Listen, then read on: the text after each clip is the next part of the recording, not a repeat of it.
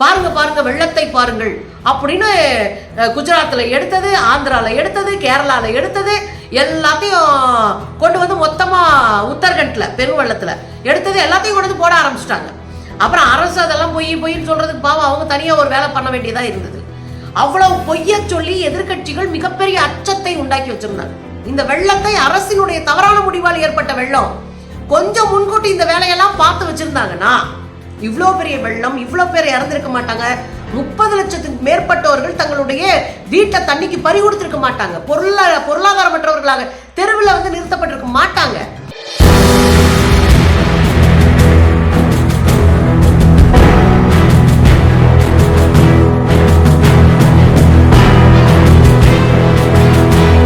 வணக்கம் தோழர்களே. டிசம்பர் மாசம் வந்தாலே மூளைக்குள்ள ஒரு ரெட் அலர்ட் அடிக்க ஆரம்பிக்கும்.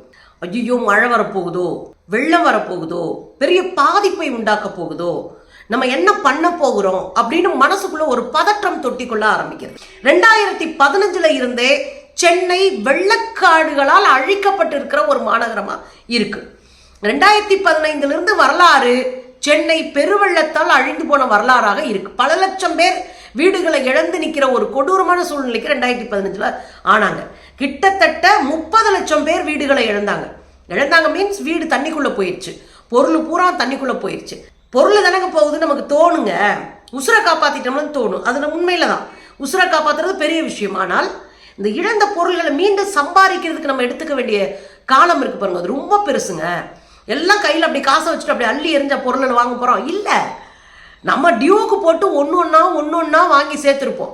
திரும்ப இவையெல்லாம் சேர்த்து கொண்டு வரக்கு எத்தனை 10 ஆண்டுகள் ஆகுமோ தெரியாது. மேலும் மேலும் அட்டி மேல அடியா விழுந்துட்டு இருக்கு சாமானிய மக்களுக்கு. இல்ல பணக்காரங்க தப்பிச்சுக்கிறாங்க, ஏதோ 1-2 வச்சு பொழப்பு நடத்திட்டு இருக்க சாமானிய மக்கள் தான் மொத்தமா காலியாகிறாங்க இந்த மழை வெள்ளத்துல அப்படின்னு. இதுல எக்கச்சக்கமான அரசியலுங்க. எங்கேயோ ஒரு நாட்டில் நடந்த வீடியோக்கெல்லாம் தூக்கிட்டு வந்து தமிழ்நாடு வெள்ளத்தில் அப்படின்னு மழை வர்றதுக்கு முன்னாடியே போட ஆரம்பிச்சிட்டாங்க. ஒரு 5 நாளைக்கு முன்னாடியே போட ஆரம்பிச்சிட்டாங்க. பாருங்க பாருங்க வெள்ளத்தை பாருங்கள் அப்படின்னு குஜராத்ல எடுத்தது, ஆந்திரால எடுத்தது, கேரளால எடுத்தது, எல்லாத்தையும் கொண்டு வந்து மொத்தமா உத்தரகண்ட்ல பெருவெள்ளத்துல எடுத்தது எல்லாத்தையும் கொண்டு வந்து போட ஆரம்பிச்சிட்டாங்க. அப்புறம் அரசு அதெல்லாம் பொய்ன்னு சொல்றதுக்கு பாவம் அவங்க தனியா ஒரு வேலை பண்ண வேண்டியதா இருந்தது. அவ்வளவு பொய்ய சொல்லி எதிர்கட்சிகள் மிகப்பெரிய அச்சத்தை உண்டாக்கி வச்சிருந்தாங்க. வெரி சிம்பிளா ஒன்று சொல்லவா, 2015 வெள்ளம் எப்படி வந்தது? டிசம்பர் 2 இருந்தே மழை பெய்ய ஆரம்பிக்குது. டிசம்பர் 5 தான் கொடூரமான மழை பெஞ்சு மொத்தமும் வெள்ளக்காடா மாறினது. டிசம்பர் 5 டி நகர்ல நான் மாட்டிக்கிட்டு வள்ளுவர் கோட்டத்தில் இருந்த வீடுக்கு வந்து சேர்றதுக்கு 7 மணி நேரம் ஆச்சு. 2 வட சென்னையில் இருக்கிற புள்ளிங்கோ நம்ம சொல்லுவோம்ல முடியெல்லாம், அந்த புள்ளிங்கோ தான் என்னை உயிரை காப்பாற்றி கூட்டு வந்து விட்டவங்க. அந்த 2 குழந்தைங்க, ஒரு 10, 18 வயசு 20 வயசு இருக்கிற குழந்தைங்க தான் என்னை காப்பாற்றி கொண்டு வந்து விட்டாங்க. அப்போ 2015 வெள்ளத்தை நேரடியா பார்த்தவங்க, சாப்பாடு இல்ல, தூக்கம் இல்ல, பால் கிடைக்கல, மருந்து கிடைக்கல, கொடூரமான சூழ்நிலைக்கு 5 நாள் 6 நாள் வெள்ளம் வடிக்கல. முந்தா நாள் மழைங்க, இன்னைக்கு வெள்ளம் வடியல நம்ம ஸ்ட்ரைக் பண்றோம்ல, 5 நாள் வெள்ளம் வடியல. அன்னைக்கு நாங்க பொருள் எடுத்துட்டு போய் தெருவா மக்கள் கொடுத்தோம், உணவுப் பொருளை சேகரிச்சு மக்கள் கொடுத்தோம், அது வேற வேலை. இன்னைக்கும் அதை நம்ம செய்வோம், அது வேற. ஆனா 2015 எவ்வளவு பெரிய சீரழிவு வந்துச்சுன்னு சொல்றாங்களே, அதுக்கு பின்னாடி ஒரு அரசியல் இருக்குங்க. செம்பரம்பாக்கம் அணை நிறைஞ்சு போச்சு, செம்பரம்பாக்கம் அணையை திறந்து விட்டுறணும், இல்லைன்னா உடஞ்சிரும் அணை, இல்லைன்னா கொள்ளளவு அளவுக்கு வந்துருச்சு, அதனால நீங்க அதை திறந்து விட்டுறணும் மேடம் அப்படின்னு அன்னைக்கு முதலமைச்சர் அந்த ஜெயலலிதா அவர்கள்ட்ட அமைச்சர்களும் அங்க இருக்கிற அதிகாரிகளும் கேட்டுட்டே இருக்கிறாங்க. ஒரு தகவல் வரல, திறக்காதீங்க அல்லது உங்களுக்கு எது சரின்னு படுதோ அதை செய்யுங்க, அந்த நேரத்தில் வந்து நான் நிற்க முடியாது நீங்க செய்யுங்க அப்படின்னு கூட சொல்லலை.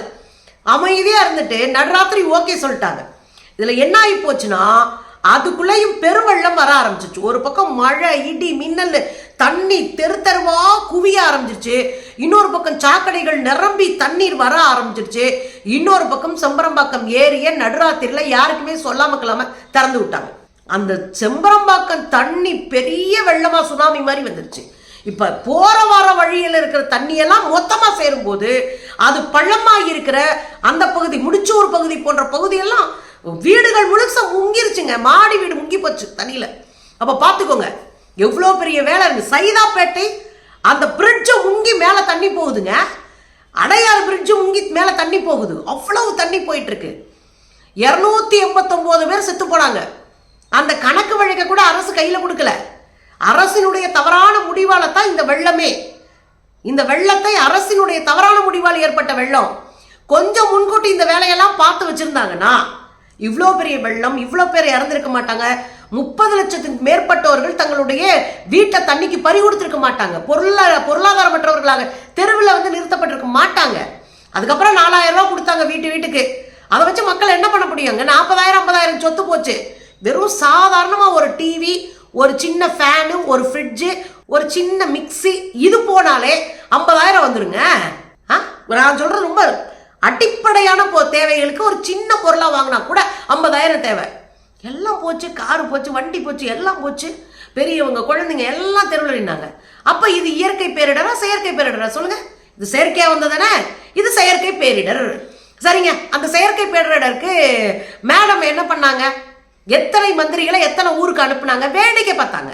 உப்பரியில் உட்காந்துட்டு ஜெயலலிதா அம்மா வேடிக்கை பார்த்தாங்க. அவங்க போன ஒரே ஒரு இடம் எது தெரியுங்களா? ஆர்கே நகர். நான் சொல்ற எல்லாத்தையும் நீங்க நியூஸா போட்டு இப்போ பார்த்துக்கலாம். இப்போ ஆன்லைன்ல நீங்க தேடி பார்த்துக்கலாம். ரெண்டாவது கூகுளில் சர்ச் பண்ணி பார்த்துக்கோங்க. ஆர்கே நகர் தான் போறாங்க. அந்த அம்மா போன ஒரே இடமே ஆர்கே நகர் தான். தண்ணிக்குள்ள கூட இறங்கலைங்க. சேலையை வரிஞ்சு கட்டி இறங்கி போய் மக்களுக்காக அதெல்லாம் நடக்கவே இல்லை. காலில் இருந்துகிட்டே வாக்காள பெருமக்களே அப்படின்னு சொன்னாங்க அந்த அம்மா. அதுல நிறைய பேர் நொந்து நூடுல்ஸாங்க. என்னம்மா நீங்க எப்படி, நாங்களே செத்து கிடக்கிறோம், இப்படி வந்து வாக்காள பெருமக்களேன்றீங்களேன்னு மக்கள் நொந்து போயிருந்தாங்க. அது மட்டும் அவங்க பண்ணல. ஏற்கனவே செயற்கையாக ஒரு பேரிடரை தங்களுடைய தவறால் உருவாக்கி வச்சுட்டு மக்கள் முழிச்சுக்கிட்டாங்க. ஏன்னா இது புதுசு. சென்னையில தமிழ்நாட்டில் இவ்வளோ பெரிய வெள்ளம் வர்றது புதுசு. எப்படி சுனாமி புதுசா வந்துச்சோ அது போல இது நமக்கு புதுசு. அப்ப இந்த வெள்ளத்துல வந்து அவங்கள மீட்கிறதுக்காக போட்டோட மக்கள் களத்துல இறங்கிட்டாங்க. தெரு தெருவா போய் இஸ்லாமிய நண்பர்கள்லாம் உண்மையிலே பல பேர் இறந்து கூட போனாங்க. பாம்பு கடிச்சு அடிபட்டு இறந்து கூட போனாங்க அந்த மீட்பு பணியில. அதுல நீங்க பாத்தீங்கன்னா இன்னைக்கும் கூட அவங்க இறங்கிட்டாங்க களத்துலன்னு வச்சுக்கோங்களேன். அன்னைக்கு இஸ்லாமிய நண்பர்கள், கம்யூனிஸ்டுகள், அங்க இருக்க பல தன்னார்வ தொண்டு நிறுவனங்கள், இளைஞர் அமைப்புகள்னு அத்தனை பேரும் களத்துல இறங்கி வேலை பார்த்தாங்க. திமுக எல்லாருமே, விடுதலை சிறுத்தைகள், எல்லா கட்சிகளும் இறங்கி வேலை பார்த்தாங்க. அவங்களால என்னென்ன முடியுமோ அதெல்லாம் மக்கள் கொண்டு போய் கொடுத்துட்டு இருந்தாங்க. திடீர்னு என்ன பண்ணிட்டாங்க? இடையில ஒரு கட்டையை போட்டு நிப்பாட்டி நீங்க கொடுக்குற நிவாரண பொருள் எல்லாம் ஜெயலலிதா அம்மாவினுடைய முகத்தை ஒட்டி தான் கொடுக்கணும்னாங்க. ஸ்டிக்கர் ஒட்டாம நீங்க கொடுக்க கூடாதுன்ட்டாங்க. சோத்துக்கு வழி இல்லாம மக்கள் தெருவில் உட்காந்துருந்தாங்க. மாடிக்கு மேல தண்ணி போயிட்டு இருக்கு. பல பேர் முகாம்கள்ல உட்கார்ந்து இருக்கிறாங்க. வீடற்றவர்களாக மாறி இருக்கிறாங்க. குழந்தைங்களின் குட்டிகளை வச்சுட்டு வெறும் மொட்டை மாடியில், 2வது மாடி இருக்கிறவங்களாம் மொட்டை மாடியில் உட்காந்து சாப்பாட்டுக்கு வழி இல்லாமல், குடிக்க தண்ணி இல்லாமல், வெளியே போக முடியாம தவிச்சு போயிருந்தாங்க. மின்சாரம் இல்லாம அன்னைக்கு கொடுக்கப்படுகிற தொண்டு நிறுவனங்களும் தொண்டர்களும் கொடுத்த அந்த பொருள்களை எல்லாம் ஸ்டிக்கர் ஓட்டணும் அப்படின்னு சண்டை போட்டு பறிமுதல் பண்ணது இந்த அரசு. தெரியுங்களா? அதிமுக அரசு பறிமுதல் பண்ணிச்சு பொருளை. பறிமுதல் பண்ணி ஸ்டிக்கரை ஒட்டி அவங்களே கொடுக்குறேன்ட்டாங்க. நீங்க ஒன்றும் கொடுக்க வேணாம், பொருளை கொடுத்துட்டு போங்க அப்படின்ட்டாங்க. பல இடங்களில் மக்கள் இறங்கி வேலை செஞ்சதுனால தான் அந்த பேரிடர்ல மக்களை காப்பாற்ற முடிஞ்சிச்சு. இல்லைன்னா ஜெயலலிதா அவருடைய பேர் நாரி போயிருக்கும். அப்புறமும் நாரிச்சு, அது வேற விஷயம்.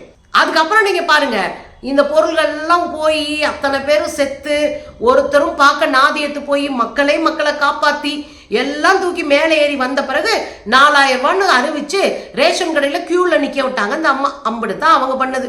2015 இப்படித்தான் நம்ம மேடை ஏறி வந்தோம். ஆனா இன்னைக்கு 47 ஆண்டுகள்ல பெய்யாத பெருமழை பெஞ்சிருக்கு. இந்த மழையை தமிழ்நாடு அரசு எதிர்பார்க்கவே இல்லை. அவங்க புயலுக்கு ஏத்த மாதிரி ஒரு மழை பெய்யும். நம்ம ஏற்கனவே ஓரளவு கால்வாய்கள்லாம் ரெடி பண்ணி வச்சிருக்கிறோம். ஒரு 70% 80% முடிஞ்சு போச்சு.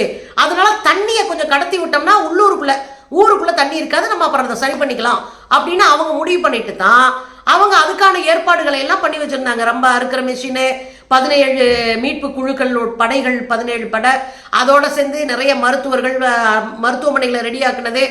4967 முகாம்கள் இப்போ இருக்கு. ரவுண்டா ஒரு 5000 முகாம் வச்சுக்கிறோமே. 5000 முகாம்களை ஆரம்பிச்சது. 7 அமைச்சர்களை இந்த பகுதியெல்லாம் பிரிச்சு கொடுத்து இந்தந்த பகுதிக்கு இந்தந்த அமைச்சர் பொறுப்புன்னு சொல்லி அவங்க எல்லாம் மேல உட்காந்து வேலை வாங்குற வேலையை முதலமைச்சர் செஞ்சாரு. அவர் தண்ணிக்குள்ள இறங்கினார். தண்ணிக்குள்ள இறங்கி வீடு வீடா எங்க அதிகமான மழை தண்ணி இருக்கோன்னு போய் பார்த்து அவங்களுக்கு உதவி செய்து வேற என்னெல்லாம் வேணும்னு 24 மணி நேரம் வாரல் மூலம் உட்காந்து பேசிட்டு இருந்தாங்க. உதயநிதி ஒரு பக்கம் தண்ணிக்குள்ள இறங்கினாங்க. 7 அமைச்சர்கள், 10வது இன்னொரு 7 அமைச்சர்கள் மொத்தமா இறங்கி தண்ணிக்குள்ள போய் வேலை பார்த்துட்டு இருக்கிறாங்க. செஞ்சதுன்னு சொல்லணுங்க. இதே அரசு செய்யலைன்னா நான் மேடையில நின்று சண்டை போட்டிருக்கேன், அது வேற விஷயம். இன்னைக்கு 2வது நாள் தண்ணீர் பாதி இடங்களை வடிஞ்சிருச்சு. இன்னும் பாதி இடங்களில் தண்ணீர் இருக்கு, அதற்கான வேலைகளை செய்யணும் நம்ம கேட்கிறோம் அரசாங்கத்தை. ஆனா பக்காவா பிளான் பண்ணிட்டாங்க. வெளி மாவட்டங்கள்ல இருந்து 5000 துப்புரவு தொழிலாளர்களை வந்து இறக்கி இருக்கிறாங்க. அவங்க இன்னைக்கே நம்ம ஏரியாவில் ஃபுல்லா வந்து குப்பைகளை அகற்ற ஆரம்பிச்சிட்டாங்க. அங்கங்க தேங்கி மழை நீரால தேங்கி கிடக்கிற குப்பையெல்லாம் அள்ள ஆரம்பிச்சிட்டாங்க. கடகடன்னு வேலை முடிஞ்சிட்டு இருக்கு. லாரியை வச்சு அள்ளிக்கிட்டு இருக்கிறாங்க. பெரிய பெரிய லாரியில கொண்டு வந்து அள்ளிட்டு இருக்கிறாங்க. படப்படன்னு ஒரு பக்கம் வேலை நடக்குது, ஒரு பக்கம் நூற்றுக்கணக்கான மரங்கள் நடு ஊருக்குள்ள மின்சார கம்பிகள் சுத்தி விழுந்து போச்சு. அப்ப மின்சாரத்தை கட் பண்ணித்தான் ஆகணும். கட் பண்ணிட்டு அந்த மரங்களை அறுத்து அந்த மின்வயர்களை சரி பண்ணி மரத்துல ஏறி உட்காந்து ஒட்டு போட்டுட்டு இருக்கிறாங்க மின்வாரிய ஊழியர்கள். அவங்க உயிரை பணைய வச்சுட்டு வேலை பார்த்துட்டு இருக்காங்க மின்வாரிய ஊழியர்கள் ஒரு பக்கம். இன்னொரு பக்கம் துப்புரவு பணியாளர்கள், இன்னொரு பக்கம் சாக்கடை குத்தி விடுறது. மழை கொட்டிட்டு இருக்குங்க, மாநகராட்சி பணியாளர்கள் குத்தி விட்டுட்டு இருக்காங்க. அவங்க வீட்டுல எல்லாம் ஆள் இல்லையா? அவங்களுக்கு குடும்பம் இல்லையா? அவங்களாம் மனுஷங்க இல்லையா? அவங்களுக்கும் தன் குடும்பத்தோட இருக்கணும்னு தோணாதா? ஆனா உசுர பணைய வச்சுட்டு மாநகராட்சி பணியாளர்கள் வேலை பார்த்தாங்க. முதலமைச்சர் நான் கேட்டுக்கிறது என்னன்னா, இந்த அடிப்படை ஊழியத்தை பார்த்த தொழிலாளர்களுக்கு எல்லாம் ரெட்டிப்பு சம்பளத்தை கொடுத்து அவங்கள வந்து நம்ம பெருமைப்படுத்தணும். ஏன்னா நம்ம சம்பளம் தான் கொடுக்க முடியும், வேற என்ன கொடுக்க முடியும்? கௌரவ பட்டமா கொடுக்க போறோம். அந்த பட்டத்தால் அவங்களுக்கு 5 ரூபாய்க்கு பிரயோஜனமா என்ன? சம்பளத்தை கூட கொடுத்து அவங்களை சந்தோஷமா அனுப்பி வைக்கணும்னு தான் என்னுடைய வேண்டுகோள். இன்னொரு பக்கம் இதெல்லாம் செஞ்சு முடிச்சாச்சு. இதோட செம்பரம்பாக்கம் ஏரியை திறந்து விடுறதுல ஒரு ட்ரிக் பண்ணுச்சு தமிழ்நாடு அரசு. 6 நாள் 5 நாளைக்கு முன்னாடியே திறந்து விட்டாங்க. 6000 கன அடி தண்ணீரை முதல் நாள் திறந்து விடுறாங்க. 2வது நாள் 5000 கன அடி தண்ணீர். இப்படி 2-3 நாளா அதனுடைய அளவை குறைச்சு ஓரளவு திறந்து விட்டாங்க. அதுக்கப்புறம் தான் மழையே வருது. ஒருவேளை ஜெயலலிதா அம்மா மாதிரி நடுராத்திரி திறந்து விட்டுருந்தாங்கன்னா இன்னைக்கு தமிழ்நாடு 2015 விட அதிகமான மழை பெஞ்சிருக்கு. 47 வருஷத்துல இல்லாத மழை பெஞ்சிருக்கு. 700 மில்லிமீட்டர் பெய்ய வேண்டிய இடத்துல 1077 மில்லிமீட்டர் மழை பெஞ்சிருக்கு. இது நான் சொல்லல, வானிலை ஆய்வு மையம் சொன்ன கணக்கு. அப்போ 700 சில்லற பெய்கிற இடத்துல 377 பேஞ்சிருக்கு. 370 380 400 ரவுண்டா வச்சுக்கோங்களேன். 400 மில்லிமீட்டர் மழை எக்ஸ்ட்ராவே பெஞ்சிருக்கு. அப்படி இருந்தும் மிகப்பெரிய அளவுல அன்னைக்கு இருந்த மாதிரியான மிகப்பெரிய அளவுல சேதாரம் இல்லாம இருக்கிறது காரணம் முன்னேற்பாடுகளான பணிகள் தான். இன்னும் அதை தீவிரப்படுத்தணுன்றதை நம்ம கேட்கிறோம். பால் பாக்கெட்ஸ் எல்லாம் 1.5 லட்சம் பால் பாக்கெட்டை கொண்டு போய் வெள்ளத்தால் பாதிக்கப்பட்ட மக்களுக்கு போட்ல கொண்டு போய் கொடுத்தாங்க. அதெல்லாம் நம்ம பாக்குறோம், நியூஸ்ல பார்த்ததுதான். 3 லட்சத்துக்கும் மேற்பட்ட மக்கள் மீட்கப்பட்டு நிவாரண முகாம்கள்ல வைக்கப்பட்டிருக்கிறார்கள். இல்ல நாங்க வீட்டிலே இருக்கிறவங்களுக்கு தனியா ஏற்பாடு பண்ணிருக்காங்க. கூடுதலா தமிழ்நாடு அரசு ஒரு வேலை பார்த்திருக்காங்க. இயற்கையாவே இறந்து போயிட்டாங்கன்னு வச்சுக்கோங்க, வீட்டுல பெரியவங்க இருப்பாங்க, இயற்கையான மரணம், உடல் முடியாம மரணம் அடைஞ்சிட்டாங்க அப்படின்னா இயற்கையா மரணம் அடைஞ்சவங்களை என்ன பண்ணலாம் அப்படின்றதுக்கான பிளான் பண்ணி அதையும் அனௌன்ஸ் பண்ணி அதுக்கும் ஒரு நம்பர் கொடுத்துருக்காங்க. ஏன் அதை அனௌன்ஸ் பண்ணிருக்காங்கன்னா, ஒருவேளை வீட்டுல வெள்ள சூழ்ந்த வீட்டுக்குள்ள இறந்து போயிட்டாங்கன்னா அவர் போட்ல எடுத்துட்டு வந்து என்ன பண்ணலாம், எங்க வைக்கலாம், அவருக்கு என்ன மாதிரியான இறுதி சடங்கு செய்யலாம், ஏன்னா நம்பிக்கை இருக்கிறவங்க தானே கடவுள் நம்பிக்கை. அதனால அப்படி ஏற்பாடு. ஹாஸ்பிட்டல்ல இறந்துட்டாங்கன்னா வீட்டுக்கு எடுத்துட்டு போகணுமா இல்ல வேற எங்கேயாவது வைக்கணுமா, இது மாதிரியான இதெல்லாம் இந்த நம்பரை கான்டாக்ட் பண்ணிட்டா அவங்க எல்லாத்தையும் செஞ்சு கொடுத்துருக்கான ஏற்பாடு வரைக்கும் பண்ணியாச்சு. சாப்பாடு, தண்ணீர், தங்கி இருக்கிற இடம், உடை, உணவு, இதை தாண்டி நாப்கின்னு, குழந்தைங்களுக்கு பிஸ்கட்டு, இதெல்லாம் அடிப்படை. இது மருந்து உட்பட இதை தாண்டி இறந்து போனவங்களுக்கான வேலையும் சேர்த்து பார்க்குறாங்க.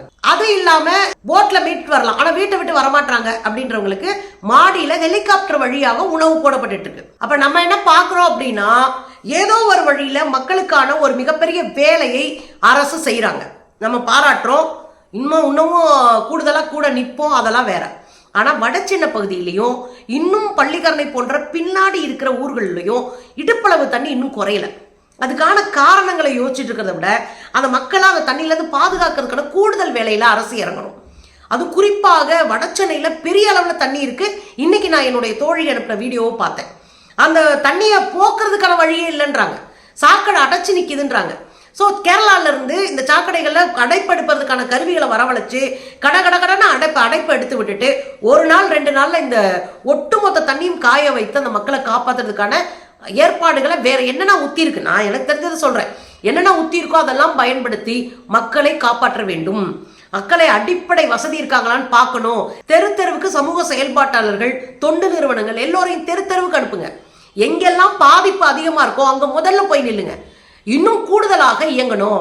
இதுவரையும் இயங்கினதுல நாங்க மரியாதை கொடுக்குறோம், ரொம்ப மதிப்பு வச்சிருக்கிறோம். ஆனா அதே சமயத்துல இன்னும் கூடுதலாக களமிறங்கி இந்த பணிகளை செய்யணும். இன்னும் பாதிக்கப்பட்டிருக்கிறவங்களுக்கு ஆறுதலாக முதல்ல களத்துல போய் அரசு நிக்கணும் அப்படின்ற கோரிக்கையும் சேர்த்து வைக்கிறேன்.